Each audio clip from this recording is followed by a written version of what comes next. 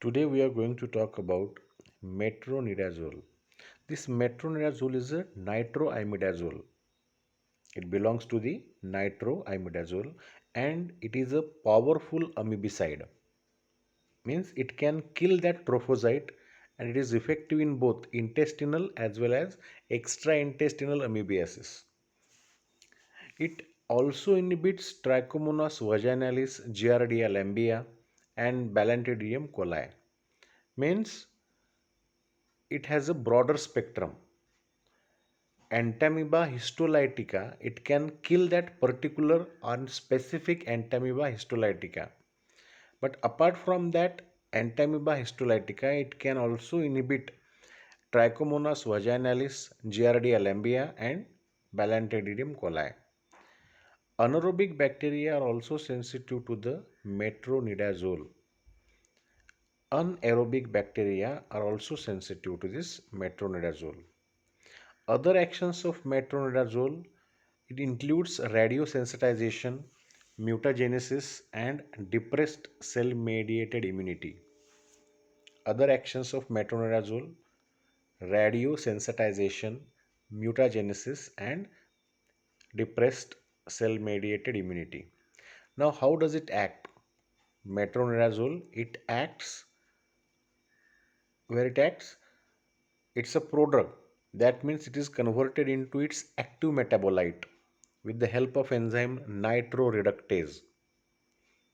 Metronidazole is a prodrug, so it is converted into its active metabolite with the help of nitroreductase enzyme. And this active metabolite of metronidazole is cytotoxic in nature. It is cytotoxic in nature. It binds to the DNA, it inhibits protein synthesis. It binds to the DNA and it inhibits protein synthesis. And this is how this metronidazole act. Ultimately, it will going to inhibit the protein synthesis. How come? By binding with the DNA.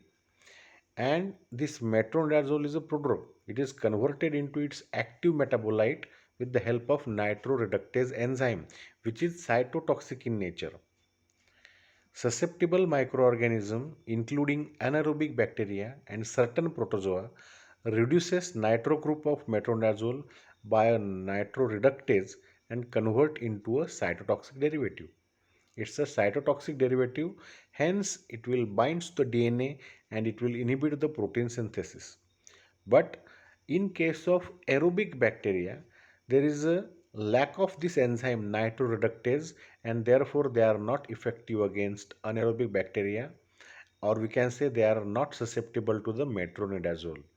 Anaerobic bacteria they are susceptible, aerobic bacteria they are not susceptible because they lack this enzyme nitroreductase. Pharmacokinetic properties. Metronidazole is very well absorbed. It is widely distributed and penetrate all tissues. It is very well absorbed. It is widely distributed and it penetrate all the tissues in the body. It reaches adequate concentration in the CSF. It reaches adequate concentration in the CSF also. It has plasma half-life of 8 hours. It is metabolized in the liver by oxidation and glucuronide conjugation. So these are the pharmacokinetic properties. It is available in the dose 400 to 800 milligram thrice a day. 400 to 800 milligram thrice a day. Brand name is Flagyl, which is available as a 200 milligram tablet, 400 milligram tablet, or it is also available in the suspension form for the children's 200 milligram per 5 ml suspension. Now, adverse effect. GI side effects like nausea, anorexia, abdominal pain, and very common metallic taste in the mouth. It is very common or most frequent GI side effects like nausea, anorexia, abdominal pain, and metallic taste in the mouth. It is very common and frequent. Headache, stomatitis, glossitis, there is a fury tongue, dizziness, insomnia, ataxia, vertigo. All these are the adverse effects that can occur with the metronidazole. When it is used intravenously, peripheral neuropathy can occur. Pruritus, urticaria, skin rash can also occur. Adverse effects when high dosage of metronidazole is given intravenously, it can cause convulsions. When it is given intravenously, it can cause convulsions. Hence, it should be cautiously used in patients with a neurological disease and severe hepatic dysfunction. It should be cautiously used in patients with the neurological diseases like epilepsy or any other neurodegenerative disease and severe hepatic dysfunction. When it is used for long term, it is carcinogenic in mice, though such an effect is not yet seen in human being, but still it is contraindicated in pregnancy because on long term administration it is carcinogenic in mice, so it is teratogenic, so it is contraindicated in the pregnancy.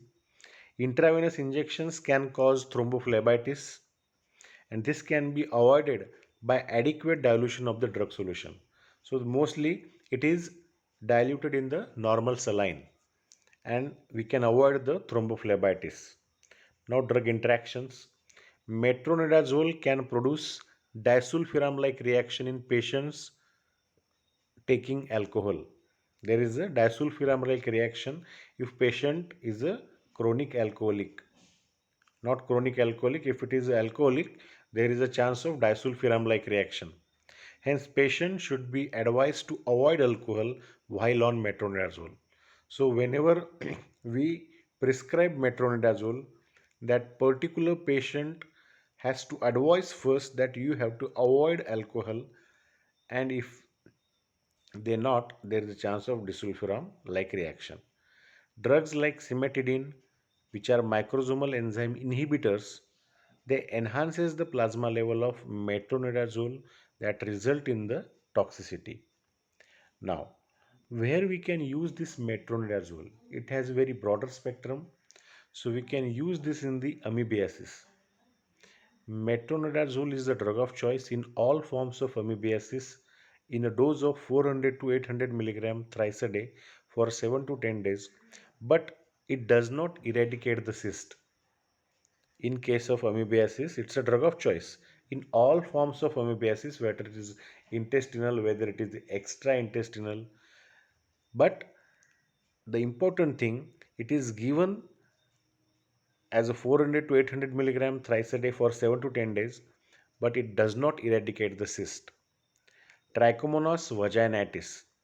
It is given as a single 2-gram dose or metronidazole 200 milligram thrice a day for 7 days. In case of giardiasis, 200 milligram thrice a day for 7 days is the treatment of choice. Anaerobic infections. It is given intravenously for serious anaerobic infections. It is also useful for surgical prophylaxis of abdominal pelvic infections. It is particularly useful in Clostridium difficile enteritis. It is particularly useful in Clostridium difficile enteritis. It is also given in patients of H. pylori, Helicobacter pylori, in peptic ulcer patients.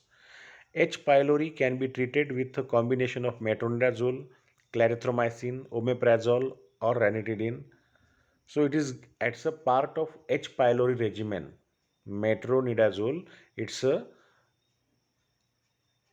component of the H. pylori regimen. Pseudomembranous colitis. Due to Clostridium difficile, it responds to the metronidazole and it is given in the treatment of 250 to 500 milligram thrice a day for 7 to 14 days. It's a preferred line of treatment in case of pseudomembranous colitis. Causative agent is the Clostridium difficile and first drug of choice is the metronidazole. You can also go for the oral vancomycin is the second choice drug. Acute ulcerative gingivitis. Metronidazole can be used as an alternative to the penicillin G. Dracunculosis. Metronidazole facilitates the extraction of the guinea worm. Topical preparations. It is nowadays it is used in the treatment of skin infections and acne. Metronidazole 1% gel is available and they are using for the various skin infections as well as in the treatment of acne. So this is all about the metronidazole, which is a powerful amoebicide and it has a very uh, means it has a broader spectrum, So you can use in different infections that we have just seen. It is also available as a topical preparation that we use in the treatment of skin infection and acne. 1% gel is available. Thank you.